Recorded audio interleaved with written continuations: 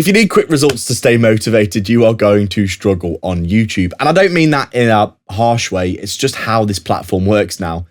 It's not built to give you instant feedback early on. It's built to test you. And if you're not ready for that, it's going to catch you out pretty quickly, because for a while you can do everything right and still feel like nothing's happening. You post a video, it gets 20 views.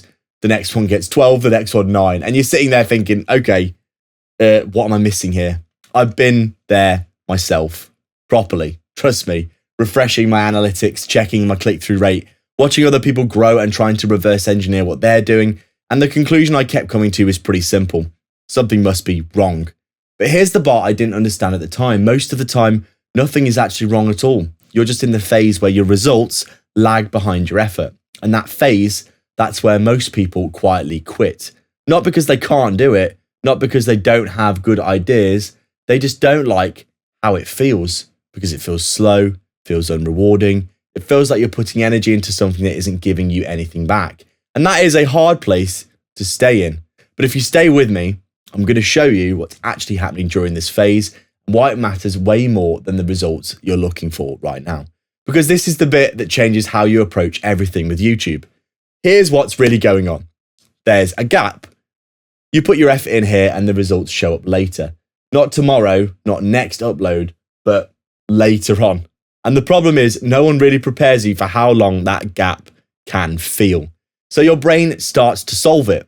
If this was working now, I would have been seeing something, so I'm going to quit. You're trying to fix a problem that hasn't even developed yet, really. That thought alone causes most people to change direction too early. They pivot.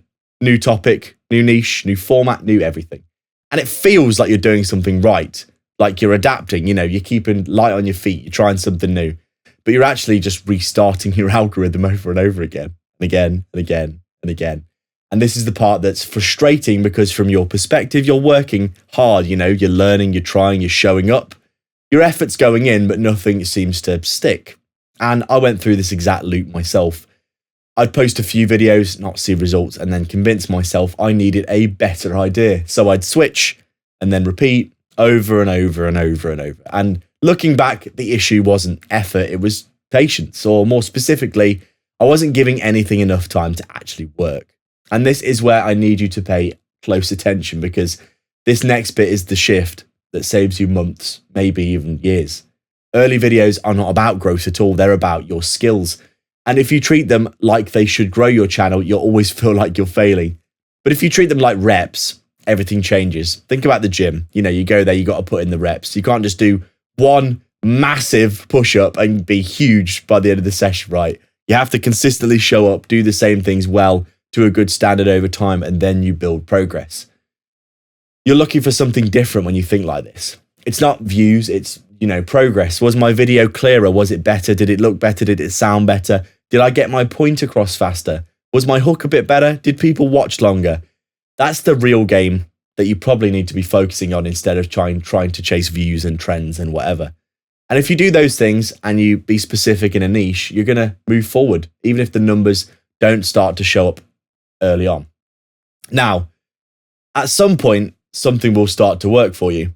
One video will perform slightly better. Maybe, you get 10 views a video, and then all of a sudden you're getting, you get 100 or 200 on that one. It's not viral. It's not like insane, but it's just, an outlier. It's better. And that moment, that is essentially your first signal. Now, it's not that you've made it, but you're actually starting to understand something that worked for you. And here's the part that you need to think about. That video didn't come out of nowhere. It came from everything that you did before. Every, awkward intro, every little stutter like I just did, every slow section, every video that didn't land, that video that worked was built on those, failures. And this is why quitting early is so dangerous on YouTube, because you just don't give your channel enough time to actually breathe, to give it some time to grow, to give yourself time to develop, to give yourself a chance to be successful. People do 5 videos and they stop because they all get 20 views, but the 6th one could have been the one that got 100 or 200. And you just don't know unless you keep trying. This is the part that people don't see. They just want to see results, but they don't see the build-up. All those big channels that you see that have got 300,000 subscribers, they uploaded 50 videos before anyone knew who they were. And you could be that person too, but you just never actually, gave yourself the chance. Now, let me hook you back into this because this is where most people are still going wrong, even after hearing this advice. Now, this doesn't automatically fix things because when you're in the slow phase, it still feels the same. You still have doubt, you still question yourself, you still need something practical to hold on to. So here's what helped me personally. Stop thinking in, single videos, every video. Thinking like a block of videos. Instead of being like, this video is the one that needs to work, think I'm going to make 10 videos in a month and I'm just going to try and get better, make the videos better in general. And that's it. Don't think about the views, don't think about subscribers, don't think about watch time or anything. Just think about making content that fits into your niche, that's at a decent standard that would fit in with other videos, and just make 10 of them. And then just try and make them a little bit better each time. And this, honestly, this idea removed so much pressure for me because now if you do a video and it doesn't perform well, it doesn't matter as much. It's part of the process. It's expected. Everyone has bad videos, right? There's people that have like 500k subscribers and they'll make videos and they usually get 200k views and they get 10k views. It's all part of the process. And ironically, when you remove that pressure, your videos actually get better usually because you're not forcing them anymore. You're just trying to build them and make them better. This next part, by the way, is actually what keeps you in the game long enough to win. If you rely on results for motivation, you will not last. You need something else. You need to find a way to enjoy the process somewhat itself. Even if it's the small wins, maybe you like refining your ideas. Maybe you enjoy little edits here and there, transitions. Maybe you just like talking about your topic. But there has to be something there because that's what carries you when the numbers won't. When you feel like, oh, I got 2 views today. Fantastic. There will be stretches when the numbers don't reflect your effort, and that's always at the start. That isn't a maybe, by the way. That's a guarantee. Everyone goes through this. There will be moments where it feels like nothing is happening. When you start questioning everything again, and that is totally normal. Every creator you watch has been there, like I said. The difference between you and them was pretty simple. You just stopped when they kept going. It really is that simple. Not because they're more talented, not because they're more confident, although they might be after doing 200 videos. They just stayed in it longer. They stayed in the fight. And over time, that will compound. Your skills will get better. Your understanding of what you're doing will improve.